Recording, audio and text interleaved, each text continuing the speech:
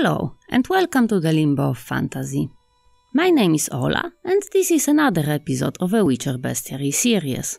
If, at any point, you will find yourself wondering about the sources of Witcher monster lore and my treatment of those sources, you can go watch a short introduction video. Link is in the description below and in the upper right corner right now.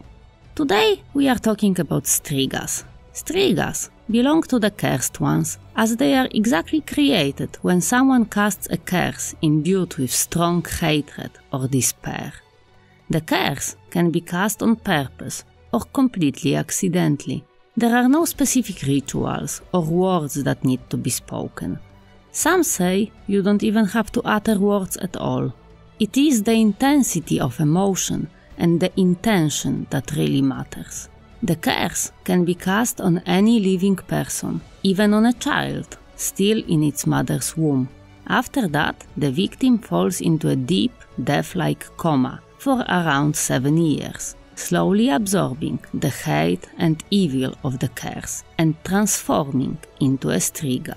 As people tend to bury their dead, the cursed person is usually buried in a coffin or sarcophagus before anyone even realizes that the curse has taken hold. That burial site later becomes the Striga's lair, after the monster fully matures. There are some misconceptions among the common folk as to how Strigas are created. Some believe that a Striga transformation can occur as punishment for evil or immoral deeds. Like Velerat, who believes that Ada bore a Striga child because she slept with her brother. Some others believe that a spirit can enter a womb of a pregnant woman on a night of Samhain and transform her child into a Striga with iron teeth. Strigas are exclusively female. There is a male counterpart to that monster called Strigan or Strigu. However, those male versions are much less common. It seems that if somebody curses somebody in great anger, it is usually a woman. Striga usually keeps the approximate size of the original cursed person, so a human woman will not end up the size of a troll. But this is where the similarities end. Even at the beginning of her transformation, Striga is already so charming that Adda's midwives were driven insane and suicidal merely by looking at the cursed child. Fully formed Striga has a well-muscled body shaped like a barrel of ale.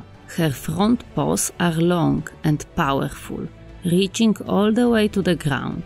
She has sharp claws, akin to those of a wild cat, but less curved, so they provide less of a hold on her victims. Striga has a very short neck and quite a large head, like a deadly bubblehead toy.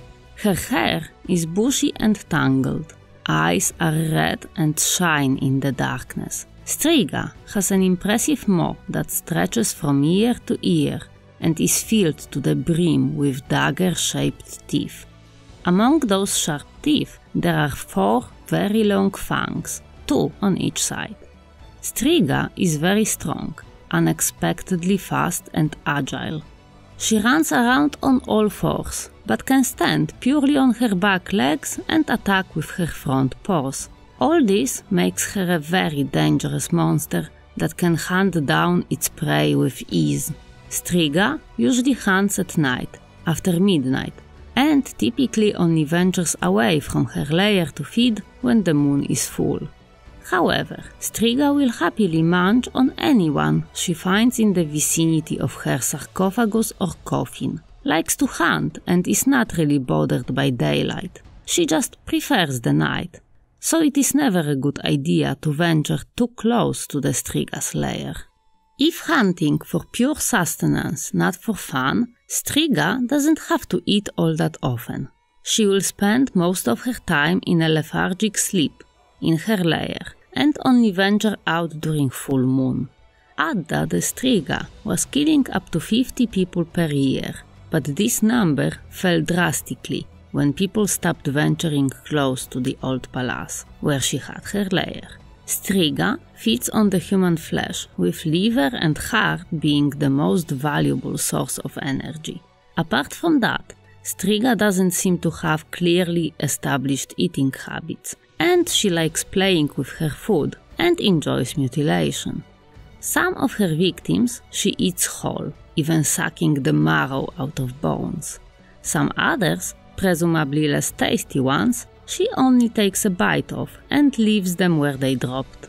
And sometimes she will just bite off the head or satisfy herself with some guts.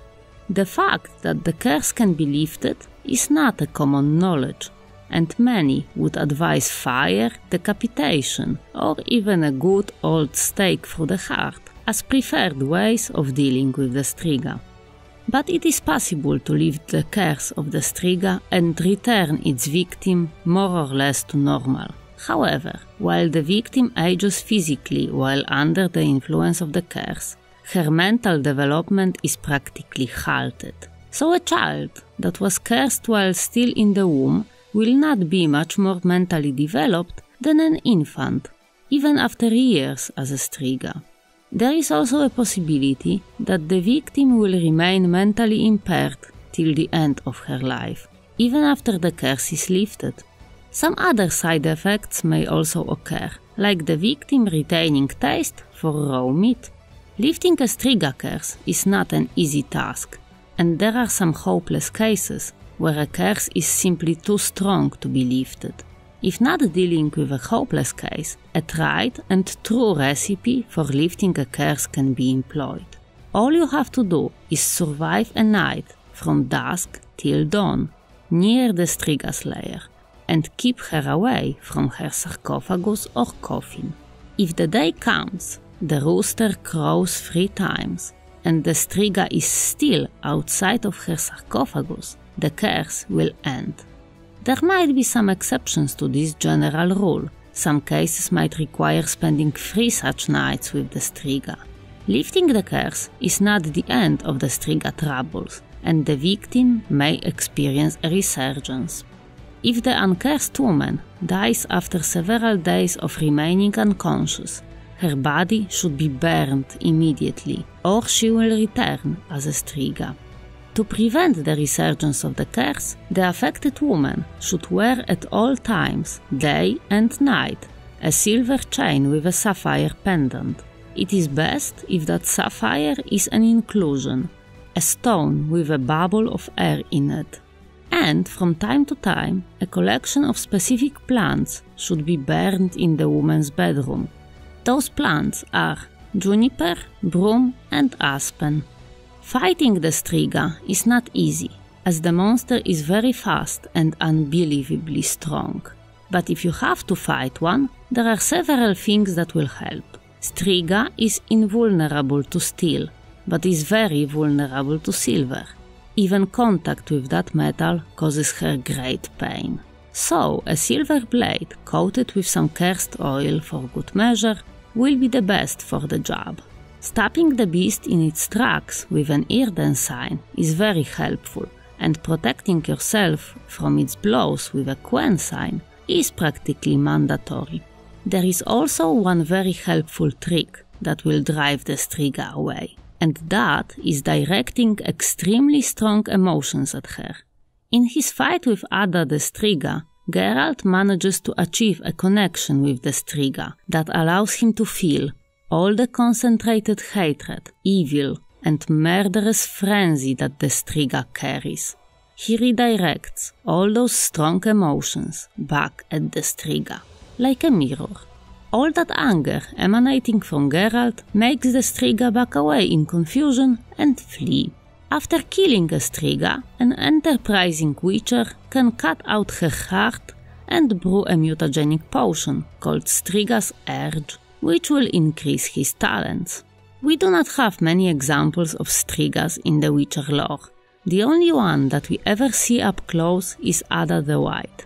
In the Curse of Crows comic, Geralt and Ciri are contracted to kill the Striga that has been wreaking havoc among the people, even attacking them in the baths.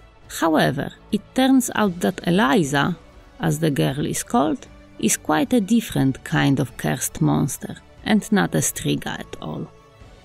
Thank you very much for listening. If you enjoyed this video, leave a like and consider sharing it with others. Subscribe to the channel and tap the notification bell if you would like to be notified of more Witcher lore videos in the future. And as always, suggestions, comments and constructive criticism are welcome. Leave them in the comments below. Have a nice day and I'll see you next time.